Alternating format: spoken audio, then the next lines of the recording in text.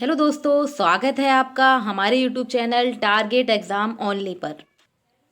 आज से हमारी हिंदी की क्लास शुरू हो रही है। ये क्लास हमारी थियोरटिकल होगी। कैसी होगी? थियोरटिकल होगी, यानी कि विस्तृत रूप से होगी। ठीक, कल हमने हिंदी के सिलेबस यानी कि पाठ्यक्रम तथा कुछ प्रैक्टिस की थी। ठीक, अगर आपने मेरी पाठ्यक्रम यानी कि सिलेबस की क्लास नहीं देखी है तो डिस्क्रिप्शन बॉक्स में मैंने लिंक डाल दिया है। आप डिस्क्रिप्शन बॉक्स में लिंक पड़ा है, क्लास देख सकते हैं। उसमें मैंने हिंदी का कंप्लीट सिलेबस का डिस्कशन कराया है, प्लस उसमें कुछ प्रैक्टिस भी कराई है। उसमें पीवाईक्यू क्वेश्चन कराए हैं, तो आप मेरी पिछली क्लास को देख सकते हैं। क्लास शुरू करने से पहले सबसे पहले हम अपने फ्री बैच के बारे में देख लेते हैं। हमारे फ्री बैच का नाम है टारगेट फ्री बैच, जिसका टारगेट रखा है हमने 90+% का। ठीक है, यह फ्री बैच हमारे YouTube channel target exam only पर फ्री ऑफ कॉस्ट चलाया जा रहा है। तो जुड़ना ना भूलें हमारे YouTube channel target exam only say. Channel पर नए हैं तो चैनल को सब्सक्राइब जरूर कर लिया करें और बेल आइकन को प्रेस कर लिया करें, जिससे हमारी क्लासेस के आपको टाइम टू टाइम नोटिफिकेशन मिल सके और आप हमारी फ्री क्लासेस का लाभ उठा सके। तो हम अपना पहले टाइम देख लेते हैं क्लासेस का अब हम टाइम देख लेते हैं। सुबह 10 बजे विज्ञान की क्लास होती थी। सुबह 10 बजे हमारी विज्ञान की क्लास चलती है, जिसमें हमने साइंस का कंप्लीट सिलेबस कर लिया है, जिसमें हमारा साइंस का सिलेबस कंप्लीट लगभग हो ही चुका है। और अब हम प्रैक्टिस करेंगे प्लस रिवीजन करेंगे, और हम प्रैक्टिस करेंगे। ठीक है, रिवीजन करेंगे, जितना ज़्यादा से ज़्यादा हो सकता है उतना हम रिवीजन करेंगे। नेक्स्ट क्लास है हमारी सुबह 11 बजे, जो है हमारी अंग्रेजी की क्लास। सुबह ये 8 बजे होती थी, अब इसका टाइमिंग बदल कर ये हमारी 11 बजे हो गई है। आज से हमारी एक नई क्लास शुरू हो रही है शाम को 4 बजे। शाम को 4 बजे क्लास शुरू हो रही है, जिसका नाम है वर्तमान भारतीय समाज और प्रारंभिक शिक्षा। यह हमारा पेपर फर्स्ट है। ठीक है, इसमें सर पढ़ाएंगे आपको, तो जुड़ना ना भूलें शाम को 4 बजे। ठीक है, और उसके बाद हमारी अल्टरनेट क्लासेस होती हैं। शाम को 5 बजे हमारी प्रारंभिक शिक्षा के नवीन प्रयास यानी कि पेपर सेकंड की होती है। ठीक है, डीएलएड सेकंड सेमेस्टर की पेपर सेकंड की क्लास होती है शाम को 5 बजे। ठीक है, और शाम को 4 बजे होती है पेपर फर्स्ट की क्लास। ठीक है, उसके बाद शाम को 6 बजे यानी कि मेरी क्लास होती है। शाम को 6 बजे हिंदी की क्लास होती है, यानी कि मेरी क्लास होती है, जिसमें मैं आपको हिंदी का कंप्लीट सिलेबस कराऊंगी प्लस प्रैक्टिस भी कराऊंगी। और शाम को आपको पता ही होगा कि शाम को 9 बजे हमारी मैथ की क्लास होती है, जिसमें सर पढ़ा रहे हैं और सर ने कंप्लीट सिलेबस कर दिया है, लगभग हो ही चुका है, और उसके बाद वो प्रैक्टिस कराएंगे। ठीक है, तो जुड़ना ना भूलें हमारे यूट्यूब चैनल से, target exam only YouTube channel से। ठीक है, इस फ्री बैच का आप लाभ लें और अपने दोस्तों में शेयर भी कर लिया करें। जिसको जिसको शेड्यूल का स्क्रीनशॉट लेना हो तो वो स्क्रीनशॉट ले सकता है। ठीक है, ये सभी क्लासेस जो हैं वो हमारी लगातार कंटिन्यू चल रही हैं, तो आप जुड़ना ना भूलें। फ्री क्लास है। ठीक है, यूट्यूब में पहली बार हम फ्री क्लासेस करा रहे हैं। ठीक है, हमारा YouTube channel target exam only को सब्सक्राइब कर लें और बेल आइकन को प्रेस कर लें, जिससे आपको हमारी क्लासेस के टाइम टू टाइम नोटिफिकेशन मिल सकें। तो शुरू करते हैं हम अपनी क्लास। हमारा आज का चैप्टर है चैप्टर 1 यानी कि पार्ट 1, जिसका नाम है कहानी लोक कथा। रोचक प्रसंगों को रोचक प्रसंगों को ध्यानपूर्वक सुनना तथा उन्हें याद रखना, ये हमारे चैप्टर का नाम है। ये हमारे चैप्टर का क्या है? नाम है। आज हम कहानी पढ़ेंगे। कहानी में कहानी क्या होती है ये पढ़ेंगे, इसका महत्व है, इसकी विधियां हैं, इसके प्रकार, इस सब के बारे में हम आज पढ़ेंगे। शुरू शुरू करते हैं हम अपना क्लास। पहला क्वेश्चन है हमारा, कहानी से आप क्या समझते हैं, विस्तार पूर्वक समझाइए। कहानी से आप क्या समझते हैं, विस्तार पूर्वक समझाइए। तो इसका आंसर देखते हैं। कहानी गद्य की एक महत्वपूर्ण विधा है। कहानी गद्य की एक महत्वपूर्ण विधा है। उपदेश और मनोरंजन इसके प्रमुख प्रयोजन हैं। उपदेश और मनोरंजन इसके प्रमुख प्रयोजन हैं। ठीक है, ही दादा दादी प्राचीन काल से ही दादा दादी की कहानियां बच्चे सुनते चले आ रहे हैं। हमने सबने, ठीक है, बचपन में अपने दादी दादा की कहानियां सुनी होंगी। ठीक है, कहानियां सुनते चले आ रहे हैं। इनको सुनने से हमारा मनोरंजन भी होता है और हमें इससे क्या होता है, शिक्षा भी मिलती है। नई नई कहानियां सुनने से हमें क्या होता है, ठीक है। नई नई कहानियाँ सुनने से क्या होता है, मनोरंजन होता है हमारा, और हमें शिक्षा भी मिलती है उससे, हमें एक नैतिक शिक्षा मिलती है, मतलब एक नैतिक मोरल शिक्षा मिलती है। ठीक है। प्रसिद्ध कहानीकार मुंशी प्रेमचंद जी ने कहानी को परिभाषित करते हुए कहा है, उन्होंने क्या कहा है ये हम जान लेते हैं। मुंशी प्रेमचंद जी ने कहानी के विषय में क्या परिभाषा दी है, उन्होंने कहा है कि कहानी एक रचना है। क्या कहा है कि कहानी एक रचना है जिसमें जीवन के किसी एक अंग मनोभाव को प्रदर्शित करना ही लेखक का उद्देश्य होता है। कहानी एक रचना है जिसमें जीवन के किसी एक अंग, ठीक है, जिसमें जीवन के किसी एक अंग और उसके मनोभाव को प्रदर्शित करना ही लेखक का उद्देश्य रहता है। ठीक है। कहानी को गढ़ने में, कैसे कहानियां गढ़ी जाती हैं उसके बारे में उन्होंने कहा है कि उसके चरित्र की, उसकी शैली, उसका कथा विन्यास सब उसी एक भाव को पुष्ट करता है। उन्होंने कहा है कि कहानी में उसके चरित्र, उसकी शैली, कथा विन्यास, यह सभी एक भाव में पुष्ट होते हैं। क्या होते हैं? एक भाव में पुष्ट होते हैं। वह एक ऐसा रमणीय उद्यान नहीं जिसमें भांति भांति के फूल बेल बूटे सजे हुए हैं। वह एक ऐसा रमणीय, या फिर रमणीय मतलब उद्यान मतलब एक ऐसा बाग नहीं जिसमें भांति भांति के फूल बेल बूटे सजे हुए हैं, बल्कि यह एक गमला है। क्या है? यह एक उद्यान नहीं है, यह एक बगीचा नहीं है, बल्कि क्या है, यह एक गमला है जिसमें एक ही पौधे का माधुर्य अपने समुन्न रूप में दृष्टिगोचर रहता है। उन्होंने कहा है कि वह एक ऐसा उद्यान नहीं है जिसमें विभिन्न प्रकार के बूटे हैं, फूल हैं, ठीक है, ये सभी सजे हुए हैं, बल्कि यह एक प्रकार का गमला है। क्या है? गमला है जिसमें एक ही पौधे का माधुर्य अपने समुन्न रूप से दृष्टिगोचर होता है। आगे देखते हैं। वस्तुतः कहा जा सकता है कि कहानी हिंदी साहित्य की सबसे लोकप्रिय विधा है। कैसी विधा है? सबसे लोकप्रिय विधा है। हिंदी साहित्य की यह सबसे लोकप्रिय विधा है जिसमें किसी एक पात्र, घटना, भाव, संवेदना आदि का मर्मिक वर्णन किया जाता है। जिसमें क्या होता है, किसी एक पात्र को लिया जाता है, उसकी घटना को, भाव को, संवेदनाओं को, इन सबको क्या किया जाता है, वर्णित किया जाता है। इसका शीर्षक कौतूहल वर्धन और आकर्षक होता है। इसका शीर्षक यानी कि जो हमारा कहानी का एक नाम होता है। ठीक है। कहानी का एक नाम होता है, जैसे कि बचपन में हम अपने दादा दादी से बहुत प्रकार की कहानियां सुनते थे। ठीक है। जिसमें हमें क्या होता था, कौतूहल उत्पन्न होता था, आकर्षक मतलब हम अट्रैक्टिव होते थे, उससे हमें कहानियों में क्या मिलता था, एक नैतिक ज्ञान मिलता था। जैसे ईदगाह में, ठीक है, हमारे दादा दादी, नाना नानी ईदगाह बहुत सारी बचपन में कहानियां सुनाते थे। इसी प्रकार से एक ईदगाह थी जिसमें हामिद का एक चिमटा था। ठीक है। तो उस कहानियों से हमें क्या, एक सीख मिलती है। ठीक है, एक हमें सीख मिलती है और उससे हम आकर्षक भी होते हैं। कहानी लघु होती हैं। कहानी कैसी होती है? लघु होती है, यानी कि छोटी होती हैं, और उसमें भाव व्यंजना की अपूर्व क्षमता होती है, और उसमें भाव की, ठीक है, कोई कहानियाँ ऐसी होती हैं, कोई कहानियाँ इस प्रकार से होती हैं कि कभी कभी हम उनसे रोने लगते हैं उनके भाव को देखकर। ठीक है। कभी खुश होते हैं, कभी प्रसन्न होते हैं, ठीक है, कभी हंसने लगते हैं। ठीक है। कहानियों में ऐसे ऐसे संवाद आते हैं जिससे हमें क्या होता है, क्या लिखा है कि कहानी एक लघु है। ठीक है। क्या है? कहानी लघु होती है जिसमें भाव की व्यंजना का अपूर्व क्षमता होती है। क्या होती है? अपूर्व क्षमता होती है। इसका आदि और अंत कलात्मक होता है। इसमें जीवन के विभिन्न भावों को मर्मित ढंग से प्रस्तुत किया जाता है। क्या किया जाता है? जीवन के विभिन्न भाव, ठीक है, दुख है, प्रेम है, खुशी है, इस सबको क्या किया जाता है, बहुत मर्मिक ढंग से प्रस्तुत किया जाता है।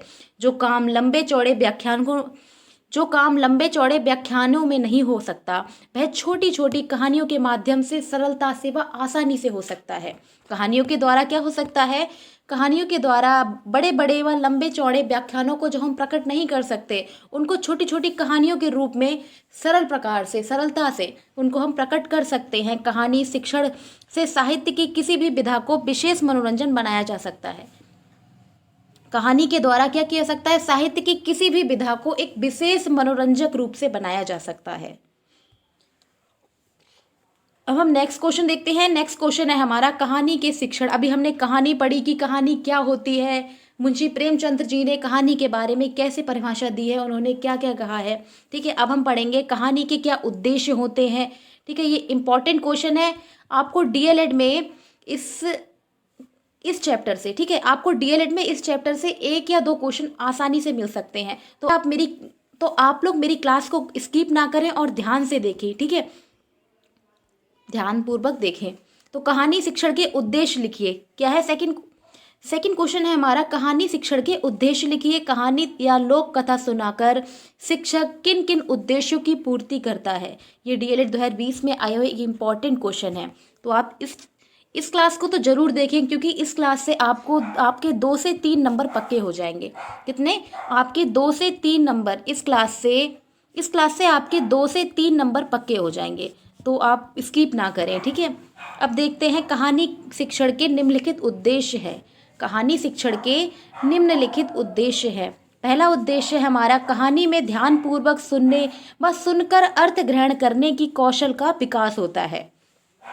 कहानी को ध्यानपूर्वक सुनने व सुनकर अर्थ को ग्रहण करके क्या होता है, हमारे अंदर कौशलों का विकास होता है। विभिन्न प्रकार के कौशलों का विकास होता है। ठीक है, नेक्स्ट पॉइंट है हमारा, भाषा को आसान व रोचक रूप से प्रस्तुत करना। कहानी के माध्यम से हम अपने भाषा व ज्ञान को रोचक रूप से प्रस्तुत कर सकते हैं। ठीक है, अगला पॉइंट है हमारा, छात्रों में सामाजिकता की भावना का विकास होता है। कहानी के द्वारा छात्रों में सामाजिकता और भावना का विकास होता है। क्या होता है? छात्रों में सामाजिकता की भावना का विकास होता है। नेक्स्ट पॉइंट है हमारा पॉइंट नंबर 4, छात्रों में विषय के प्रति रुचि और जिज्ञासा उत्पन्न होती है। कहानी के माध्यम से छात्रों में विषय के प्रति रुचि व जिज्ञासा उत्पन्न होती है, जिससे उनका ध्यान विषय में भी केंद्रित हो सकता है। ठीक है, जिससे उनका ध्यान विषय की ओर केंद्रित होता है। नेक्स्ट पॉइंट है हमारा पॉइंट नंबर 5, छात्रों की मौखिक तथा लिखित अभिव्यक्ति का विकास होता है। क्या होता है? इससे बच्चों के मौखिक व लिखित, उनकी हैंड राइटिंग में परिवर्तन आता है। ठीक, उनका विकास होता है। उनके मौखिक, उनके शब्दों में, वाक्यों में, उच्चारण में, इस सब में क्या होता है? विकास होता है। अगला पॉइंट है हमारा पॉइंट नंबर 6, छात्रों के भावात्मक तथा चारित्रिक भावनाओं का विकास होता है। छात्रों में भावनात्मक तथा चारित्रिक भावनाओं का विकास होता है। किसका होता है? चारित्रिक भावनाओं का विकास होता है। अगला पॉइंट है हमारा पॉइंट नंबर 7, छोटी व कठिन बातों को आसानी से बनाकर सुनना। ठीक है, नेक्स्ट पॉइंट है हमारा पॉइंट नंबर 7, छोटी व कठिन बातों को आसान बनाकर सुनना। कहानी के माध्यम से हम छोटी व कठिन बातों को आसानी से बच्चों में समझा सकते हैं। ठीक है, बच्चे आसानी से उसको सीख भी सकते हैं। नेक्स्ट पॉइंट है हमारा पॉइंट नंबर 8, छात्रों की साहित्य में रुचि का विकास होता है। कहानी सुनने से बच्चों का क्या होता है? उनकी साहित्यिक रुचि में विकास होता है। उनके भाव व चारित्रिक भावनाओं का विकास होता है। अगला पॉइंट है हमारा पॉइंट नंबर 9, छात्रों में विचार, कल्पना, तर्क शक्ति, इन सब का क्या होता है? विकास होता है। बच्चे कहानियां सुनकर काल्पनिक, मतलब वो सोचते हैं, विचार करते हैं। उनमें क्या होता है? विचार करने की, कल्पना करने की व तर्क करने की, क्वेश्चन पूछने की। ठीक है, उनमें क्या होता है? इस रुचि का विकास होता है। कहानी सुनकर उनके अंदर विचार उत्पन्न होते हैं, उनमें कल्पना शक्ति बढ़ती है तथा तर्क शक्ति का उनके अंदर विकास होता है। अगला पॉइंट है हमारा पॉइंट नंबर 10, छात्रों को भाषा की विभिन्न शैलियों से परिचित कराना। कहानी के माध्यम से छात्रों को विभिन्न शैलियों से परिचित कराना। छात्रों को भाषा की विभिन्न शैलियाँ होती हैं, उनके बारे में परिचित कराना। अगला पॉइंट है हमारा पॉइंट नंबर 11, छात्रों को शब्द, सूक्ति, लोकोक्तियाँ, मुहावरों का ज्ञान कराना। ठीक है, इसके माध्यम से हम सूक्तियाँ हैं, लोकोक्तियाँ हैं, ठीक है, मुहावरों आदि का भी ज्ञान कराते हैं। ठीक है, अगला पॉइंट है हमारा पॉइंट नंबर 12, छात्रों में देश, जाति, धर्म के प्रति स्थायी भाव का विकास करना। छात्रों में क्या होता है? इसके माध्यम से देश, जाति व धर्म के प्रति स्थायी भाव का विकास होता है। अगला पॉइंट है हमारा पॉइंट नंबर 13, छात्रों को संवेगों व मनोवृत्ति का ज्ञान कराना। इसके माध्यम से छात्रों में संवेगों तथा मनोवृत्ति का ज्ञान कराया जाता है। पॉइंट है छात्रों की कहानी लिखने में रुचि का निर्माण होता है। कहानी सुनने से छात्रों में क्या होता है, कहानी सुनने से छात्रों में कहानी सुनने से छात्रों में छात्रों के विचारों, ठीक है, उनके विचारों, अभिव्यक्तियों तथा कल्पना शक्ति का विकास होता है, जिससे क्या होता है, उनमें लिखने की रुचि का निर्माण होता है। क्या होता है, उनमें लिखने की रुचि का निर्माण होता है। अगला पॉइंट है हमारा पॉइंट नंबर 15, छात्रों को अपना चरित्र निर्माण करने में सहायता मिलती है। इसके द्वारा छात्रों में चरित्र निर्माण में क्या होती है, सहायता मिलती है। किसी एक कहानी को देखकर, जैसे नीरजा एक कहानी है, ठीक है, नीरजा मूवी में जो कहानी है उसको देखकर बच्चे इंस्पायर होते हैं, प्रभावित होते हैं और उसकी तरह बनना चाहते हैं। उसी प्रकार से मैरी कॉम है, ठीक है, वो एक बॉक्सर है, ठीक है, मैरी कॉम है। तो इसमें क्या होता है, इनको देखकर बच्चों में क्या होता है, इसको देखकर बच्चों के चरित्र का निर्माण होता है, ठीक है। वो अपने आप को भी उसी प्रकार से ढालने की कोशिश करते हैं, ठीक है, और एक नया निर्माण करते हैं। नेक्स्ट पॉइंट है हमारा पॉइंट नंबर 16, लोक कथाओं के द्वारा सामाजिक शिष्टाचार के आदर्श उपस्थित करना, ठीक है।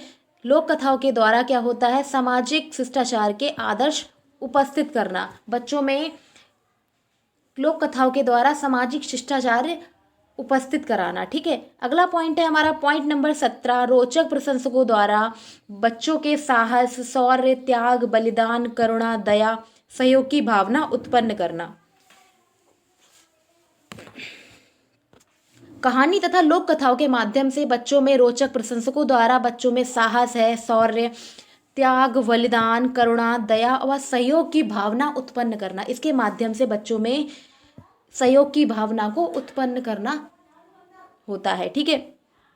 अगला पॉइंट है हमारा पॉइंट नंबर 18, समस्या समाधान का कौशल विकसित करना। इससे क्या होता है, बच्चों में समस्या समाधान का कौशल का विकास होता है कहानी व लोक कथा के द्वारा। लोक कथा व कहानी के माध्यम से बच्चों में समस्या समाधान, अपनी प्रॉब्लम सॉल्विंग की कौशल का क्या होता है, विकास होता है। इस प्रकार कहानी के मुख्य रूप से 3 रूप हो सकते हैं, ठीक है। इस प्रकार से कहानी के मुख्य रूप से 3 रूप प्रस्तुत हैं। कौन कौन से, एक ऐतिहासिक, दूसरा है सामाजिक, तीसरा है धार्मिक। बच्चों में इन तीनों का विकास होता है। कहानी के माध्यम से बच्चों में इन तीनों का विकास होता है। कैसे कि ऐतिहासिक रूप से वो प्राचीन समय की चीज़ों को देखते हैं, उनका विकास होता है। समाज के प्रति उनका दृष्टिकोण क्या होता है, उसका विकसित होता है, ठीक है। समाज के प्रति उनका दृष्टिकोण विकसित होता है तथा धार्मिक धर्म के प्रति वो अग्रसर होते हैं। क्या होते हैं, धर्म के प्रति उनका विकास होता है। आगे देखते हैं हमारे यहाँ मंजरी कक्षा 6 में छोटा जादूगर, क्यों क्यों लड़की, हार जीत, ईदगाह, साप्ताहिक धमाका, छिपा रहस्य, ये सभी कहानियाँ हमने कक्षा 6 की क्लास में पढ़ी होंगी। इनसे बच्चों को क्या होता है, एक सीख मिलती है, एक नैतिक ज्ञान, नैतिक शिक्षा मिलती है। क्या मिलती है, एक नैतिक शिक्षा मिलती है। कक्षा 7 में राजधर्म, शाप मुक्ति, भविष्य का भय, और कक्षा 8 में कौन कौन सी कहानियाँ थी, काकी, अपराजिता, दुख का अधिकार आदि कहानियाँ संकलित हैं, जो विभिन्न क्षेत्रों का प्रतिनिधित्व करती हैं। आगे देखते हैं, कहानी के भाषा विकास और दक्षता में कल्पना शक्ति, तर्क शक्ति, चिंतन शक्ति तथा अभिव्यक्ति की क्षमता पैदा करने में सशक्त माध्यम है। क्या होता है, कहानी बच्चों के भाषा विकास, कहानी क्या करती है, कहानी बच्चों के भाषा विकास में उनकी दक्षता की कार्य कल्पना शक्ति, ठीक है, उनके दक्षता में कल्पना शक्ति, तर्क शक्ति, चिंतन शक्ति तथा अभिव्यक्ति की क्षमता पैदा करती है। क्या करती है, उनको सशक्त बना, उनको उनके अभिव्यक्ति की क्षमता को पैदा करके उनको सशक्त बनाती है, जिससे बच्चे शिक्षक से दूरी कम हो जाती है, जिससे बच्चे और शिक्षक की दूरी कम हो जाती है, उनके बीच की दूरी कम हो जाती है और बच्चे अपने शिक्षक को ही एक दोस्त समझने लगते हैं, ठीक है। वो अपने शिक्षक को दोस्त मानने लगते हैं, अपने मन की बात को शिक्षक को बता देते हैं, ठीक है। दोस्त समझ के वो अपनी बातों को अपने शिक्षक से शेयर करते हैं। कहानी के माध्यम से उनके अंदर कल्पना शक्ति, तर्क शक्ति, चिंतन शक्ति, अभिव्यक्ति, इन सब का क्या होता है, विकास होता है। अतः कहा जा सकता है कि कहानी बच्चों को सोचने, समझने, जानने, कल्पना करने, जोड़ने, घटाने, रचना का भरपूर अवसर देती है। कहानी क्या करती है? अतः कहा जा सकता है कि बच्चे कहानी को सोचने, समझने, जानने, कल्पना करने, जोड़ने, घटाने, रचने का भरपूर अवसर मिलता है। बच्चों को क्या होता है? भरपूर इसका अवसर मिलता है, जो भाषा विकास में और उसके प्रयोग संबंधी कौशल में दोगुना बढ़ोतरी करती है। क्या होता है बच्चों में? भाषा के विकास में तथा उनके अंदर संबंधित कौशलों में दोगुना विकास होता है कहानी के माध्यम से। नेक्स्ट क्वेश्चन देखते हैं, क्वेश्चन नंबर 3। कहानी शिक्षण की प्रमुख विधियां बताइए। कहानी शिक्षण की प्रमुख विधियां बताइए। तो अब हम कहानी शिक्षण की विधियों के बारे में जानेंगे कि कौन कौन सी विधि कहानी के शिक्षण में होती है। कहानी शिक्षण में कौन कौन सी विधियां होती हैं, ठीक है। पहली है हमारी चित्र विधि। कहानी सुनने के लिए चित्र विधि भी महत्वपूर्ण विधि मानी जाती है। कहानी सुनने के लिए चित्र विधि बहुत ही ज़्यादा महत्वपूर्ण विधि मानी जाती है। चित्र विधि प्रारंभिक अवस्था में चित्रात्मक कहानी द्वारा बच्चों को शिक्षण देने की सर्वाधिक उपयुक्त विधि है। चित्र विधि प्रारंभिक अवस्था में चित्रात्मक कहानी द्वारा बच्चों को शिक्षण देने की सर्वाधिक उपयुक्त विधि है। कैसी है? सर्वाधिक उपयुक्त विधि है। कक्षा शिक्षण में सर्वप्रथम कुछ पशु पक्षी से संबंधित चित्र चार्ट बनाकर कक्षा कक्ष में टांग दिए जाते हैं, ठीक है। कक्षा कक्ष में टांग दिए जाते हैं और बच्चों से उससे संबंधित कुछ वाक्य इस प्रकार से बनाने को कहे जाते हैं जिससे एक कहानी का निर्माण हो सके, ठीक है। क्या होता है इसमें? कक्षा कक्ष में क्या होता है? इसमें क्या होता है? कक्षा कक्ष में पशु पक्षियों से संबंधित चित्र व चार्ट को बनाकर टांग दिए जाते हैं जिससे बच्चों से उनसे संबंधित वाक्य बनाने को कहा जाता है, जिससे क्या करते हैं बच्चे? कहानियों का निर्माण हो जाए, ठीक है। उनके वाक्य का निर्माण के माध्यम से उनकी कहानियों का निर्माण हो जाए। इसके लिए बच्चों के सामने कुछ उदाहरण प्रस्तुत किए जाते हैं। किस प्रकार से करना चाहिए? इसके लिए बच्चों के सामने कुछ उदाहरण प्रस्तुत करने चाहिए। किस प्रकार से करने चाहिए? अब हम ये देख लेते हैं कि कहानी की घटनाओं पर आधारित वाक्यों को क्रम में लगाइए, ठीक है। एक हमने कहानी के वाक्य दे दिए बहुत डिफरेंट टाइप से, ठीक है। उनसे कहा बच्चों से कि इनको क्रम पूर्वक लगाइए, ठीक है। क्या कहा उनसे? कि क्रम पूर्वक बच्चों लगाइए। सेकंड पॉइंट है हमारा कहानी के अंशों को स्थायी भाषा में परिवर्तित करना। कहानी के छोटे छोटे अंश होते हैं, उनको क्या करना? स्थानीय भाषा में परिवर्तित करना। हमें बच्चों से कहना चाहिए कि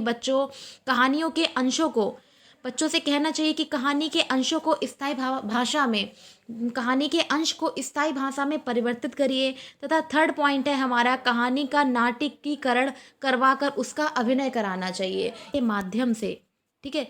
नाटक के माध्यम से बच्चों का अभिनय कराना चाहिए। क्या करना चाहिए? कहानी का नाटकीकरण करवाना चाहिए, जिससे बच्चे नाटक के माध्यम से और अच्छे से सीख सके। बच्चे सुनने की अपेक्षा देखकर, चित्रों को देखकर तथा नाटक को देखकर बहुत अच्छे से समझते हैं, ठीक है।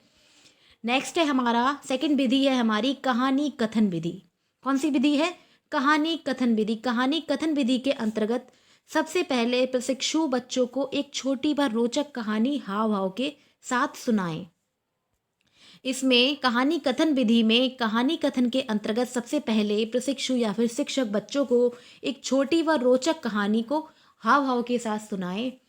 पुनः यही कहानी उससे मिलती जुलती कहानी अपने शब्दों में सुनाने को कहें। इसमें क्या होता है?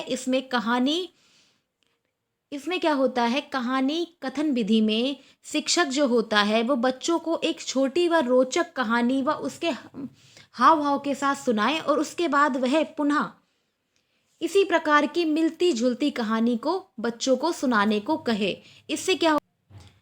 इस प्रकार मुर्गा, कुत्ते व लोमड़ी की कहानी सुनाने के बाद बच्चों से विभिन्न प्रश्नों द्वारा कहानी में रोचकता लाई जा सकती है। क्या कर सकते हैं? इसमें क्या होता है? इसमें इस प्रकार से हम कहानी कथन विधि के माध्यम से बच्चों से क्या कर सकते हैं? कहानी सुनाने के बाद उनसे एक नई कहानी, उसी से मिलती जुलती कहानी सुनने को कहें। जैसे कि किस प्रकार से कि जैसे कि मुर्गा है, कुत्ते, लोमड़ी आदि की कहानी की सुनाने के बाद विभिन्न प्रश्नों द्वारा कहानी में रोचकता लाई जा सके तथा कहानी कथन विधि भी अत्यंत उपयोगी मानी जाती है। इस संबंध में, ठीक है, कहानी के संबंध में कहानी कथन विधि जो है वो अत्यधिक उपयोगी मानी जाती है, काफ़ी इम्पोर्टेंट मानी जाती है। नेक्स्ट विधि है हमारी प्रश्नोत्तर विधि। नेक्स्ट विधि है हमारी प्रश्नोत्तर विधि। प्रश्नोत्तर विधि द्वारा शिक्षक बच्चों को कहानी शिक्षण, लोक कथा शिक्षण एवं रोचक प्रसंगों को बहुत आसानी से बता सकते हैं। प्रश्नोत्तर विधि के माध्यम से शिक्षक एक कहानी के माध्यम से, क्या होता है, इस विधि में प्रश्नोत्तर द्वारा शिक्षक बच्चे को कहानी शिक्षण व लोक कथा शिक्षण से संबंधित रोचक प्रसंगों को बहुत आसानी से समझा सकता है। सर्वप्रथम बच्चे को अत्यधिक आसान भाषा में पूरे हाव भाव के साथ कहानी सुनाएं। प्रश्नोत्तर विधि में सबसे पहले बच्चों को अत्यंत आसान भाषा में पूरे हाव भाव के साथ उन्हें कहानी सुनाएं। उसके बाद सुनने के बाद बच्चों से प्रश्न करें कि आपको क्या शिक्षा मिली। जैसे एक कहानी आपने सुनाई और उससे संबंधित कुछ क्वेश्चन पूछें। इसमें क्या होता है, बच्चों को अत्यंत आसान भाषा में कहानी को समझाएं और फिर बच्चों से इसमें क्वेश्चन को पुटअप करें। उन बच्चों से पूछें कि कहानी में आपको क्या शिक्षा मिलती है, या फिर इसमें कहानी के संबंध में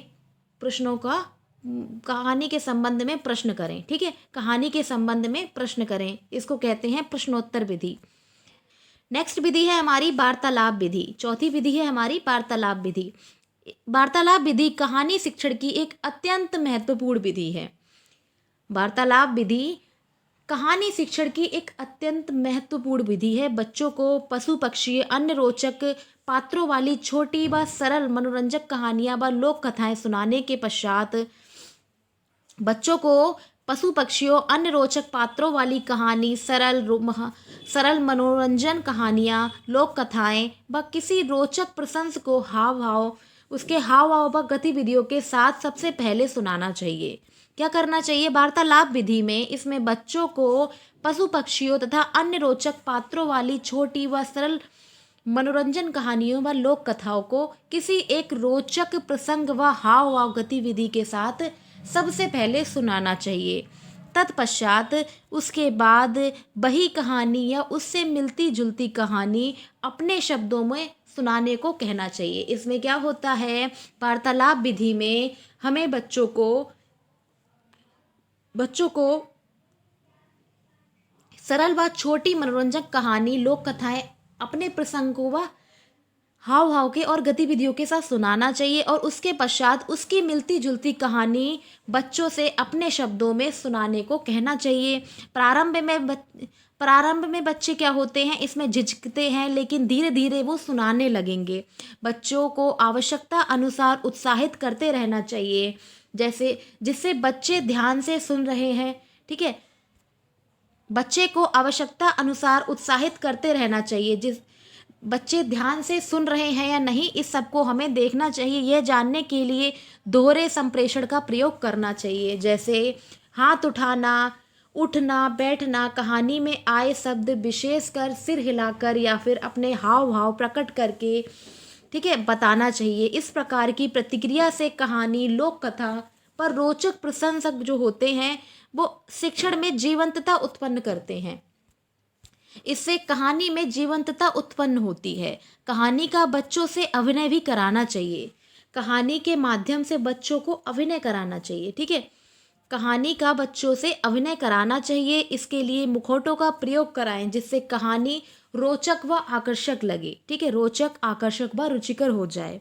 इस प्रकार वार्तालाप करते हुए भी कहानी सुनाना चाहिए। तो ये थी हमारी कहानी की विधियाँ, जिसमें हमने पहली विधि चित्र विधि पढ़ी और दूसरी विधि कहानी व कथन विधि, तीसरी विधि प्रश्नोत्तर और चौथी विधि वार्तालाप पढ़ी। ठीक है, अब नेक्स्ट क्वेश्चन है हमारा क्वेश्चन नंबर 4, कहानी का महत्व लिखिए। ये BTC 2015 में आया हुआ एक इम्पॉर्टेंट क्वेश्चन है। ये काफ़ी इम्पॉर्टेंट क्वेश्चन है, तभी मैं आपसे बार बार यही कह रही हूँ कि इस चैप्टर से आप एक भी क्वेश्चन ना छोड़ें। ये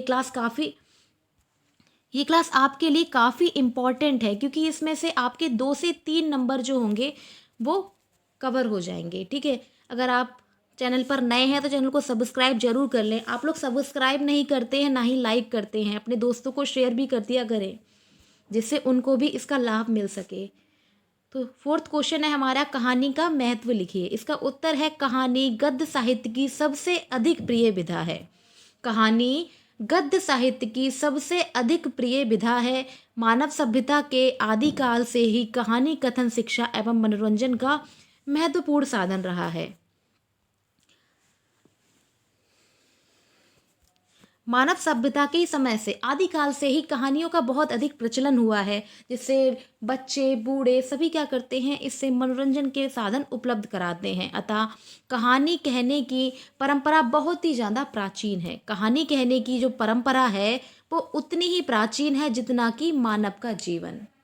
अतः कहानी कहने की परंपरा उतनी ही प्राचीन है जितना कि मानव का जीवन। भारतवर्ष में पौराणिक रूप से कई कहानियां इतिहास में अमर हो गई हैं। भारतवर्ष में पौराणिक रूप से कई कहानियां इतिहास में अमर हो गई हैं, जिनमें से कुछ कहानियां हम अभी देखेंगे, जैसे कि है बृहत कथा मंजरी, कथा सती, कथा सरित सागर, पंचतंत्र या अन्य ऐतिहासिक पुरुष जैसे कि महावीर हैं, कौटिल्य, अशोक, गौतम बुद्ध, चंद्रगुप्त मौर्य आदि की कहानियां रोचक एवं शिक्षाप्रद हैं। ये कहानियां रोचक भी हैं, ठीक है, आकर्षक भी हैं तथा इनसे हमें शिक्षा भी मिलती है। प्राचीन काल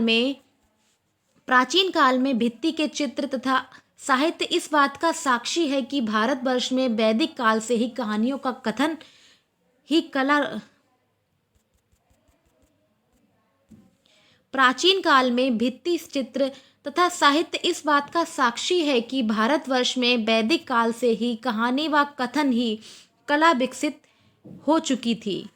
वैदिक काल से ही ये हम पता कर सकते हैं, वैदिक काल से ही हम ये पता कर सकते हैं कि कहानी ही कला विकसित हो चुकी थी, जो क्रमशः विकसित चली आ रही है।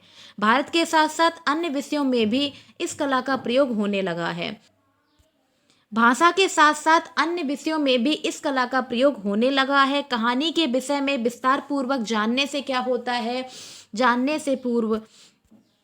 कहानी के विषय में विस्तार पूर्वक जानने से पूर्व विभिन्न कहानीकार को परिभाषाओं को जानना बहुत ही ज़्यादा आवश्यक है, अत्यंत आवश्यक है।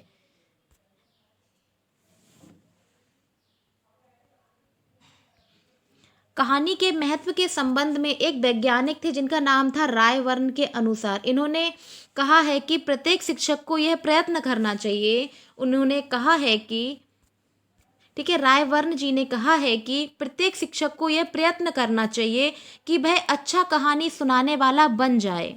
प्रत्येक शिक्षक को यह प्रयत्न करना चाहिए कि वो एक अच्छा कहानी सुनाने वाला बन जाए। किसी भी निपुण शिक्षक को कोई बात इसकी सहायता नहीं करती। किसी भी निपुण शिक्षक को कोई बात इसकी सहायता नहीं करती कि जितनी की कहानी सुनाने की निपुणता। किसी भी निपुण शिक्षक को कोई बात इतनी सहायता नहीं करती है। कोई भी निपुण शिक्षक को कोई भी बात इतनी सहायता नहीं करती है जितनी की कहानी सुनाने की निपुणता, जितनी की कहानी सुनाने की निपुणता। ठीक है, तो अतः इस कहानी के महत्व को इनकार नहीं किया जा सकता। अतः कहानी के महत्व को इनकार नहीं किया जा सकता। अब हमने कहानी का महत्व तो जान लिया है, अब हम देख लेते हैं कहानी शिक्षण की उपयोगिता क्या है। ठीक है, ये काफ़ी इंपॉर्टेंट है, 2017 में भी आया हुआ है और 2019 में भी आया हुआ क्वेश्चन है, ये 2025 में भी आ सकता है। तो ये काफ़ी इंपॉर्टेंट क्वेश्चन है। आप इस क्लास को तो बिल्कुल ना छोड़ें, आपके 2 से 3 नंबर पक्के हो जाएंगे। ठीक है, अब देखते हैं इसका आंसर। कहानी शिक्षण की उपयोगिता। कहानी शिक्षण की उपयोगिता। कहानी शिक्षण की उपयोगिता को निम्नलिखित प्रकार से व्यक्त किया जा सकता है।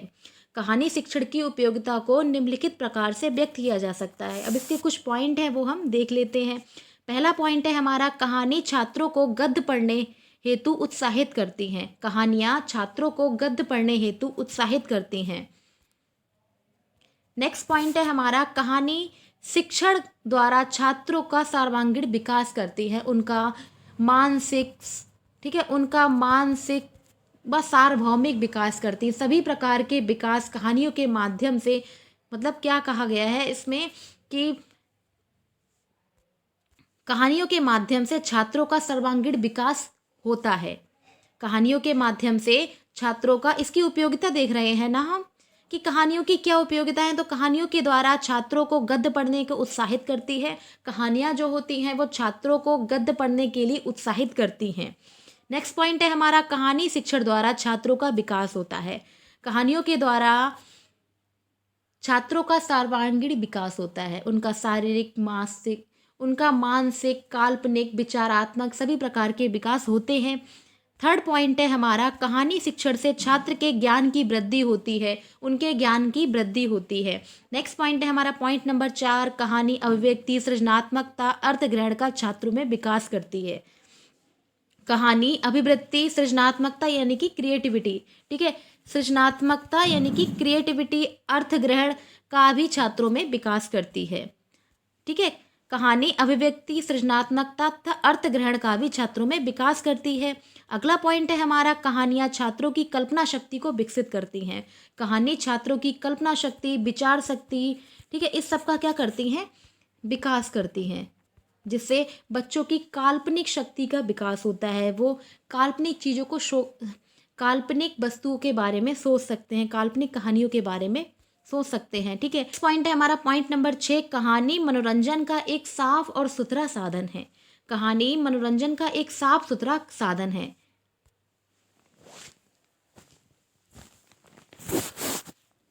तो ये थी हमारी डीएलएड सेकेंड सेमेस्टर की हिंदी की थ्योरी का पहला क्लास, थ्योरी का फर्स्ट चैप्टर का पहला क्लास। हमने आज चैप्टर फर्स्ट पढ़ा है, हमने आज चैप्टर फर्स्ट पढ़ा जिसमें हमने कहानी पढ़ा। ठीक है, जिसमें हमने कहानी के प्रकार, कहानी की विधियाँ, उसका महत्व और उपयोगिता के बारे में, उसका महत्व और उसकी उपयोगिता के बारे में पढ़ा। ठीक है, ये हमारी थ्योरेटिकल क्लास है। आज से हमारे लेक्चर लगेंगे सभी क्लासेस के, सभी चैप्टर के, तो हमारी क्लासेस से जुड़ना ना भूलें। हमारा क्लास अच्छी लगी हो तो हमारी क्लास को लाइक कर लें, और चैनल पर नए हैं तो चैनल को सब्सक्राइब जरूर कर लिया करें, और बेल आइकन को प्रेस कर लें, जिससे आपको हमारी क्लासेस के टाइम टू टाइम नोटिफिकेशन मिल सकें। और आज कमेंट बॉक्स में आप लोग कमेंट भी करें कि आपको क्लास कैसी लगी, कोई भी कमी हो, कोई भी आपको क्वेरी हो तो आप क्वेश्चन कर सकते हैं। ठीक है, तो कमेंट बॉक्स में अपना फीडबैक जरूर दें।